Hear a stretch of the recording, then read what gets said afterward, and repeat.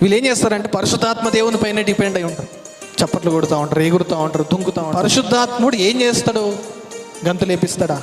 ఎగిరిపిస్తాడా? పరిశుద్ధాత్ముడు చేసే పనేంటి?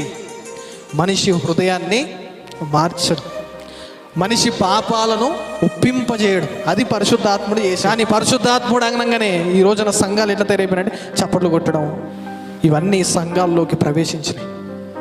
సంఘాల్లోకి ఇవే కాదు, దుర్బోధలు ప్రవేశించినాయి. దుర్బోధలు అంటే ఒకడు అంటాడు, పరలోకంలో మనకు అమ్ముందిరా అంటాడు. ఏముందంట పరలోకంలో? ఈ లోకంలో అమ్మని పెట్టిండు దేవుడు, పరలోకంలో కూడా ఏముంది? అమ్ముంది. ఇవేంటి? ఇవన్నీ తప్పుడు బోధలు, తప్పుడు సిద్ధాంతాలు. ఒకడు అంటాడు, అరే నువ్వు పాపం చేయి, నువ్వు నరకానికి పోవు, నువ్వు తప్పు చేసినా నరకానికి పోవు. ఇది సరి అయిన బోధా విధానం కాదు.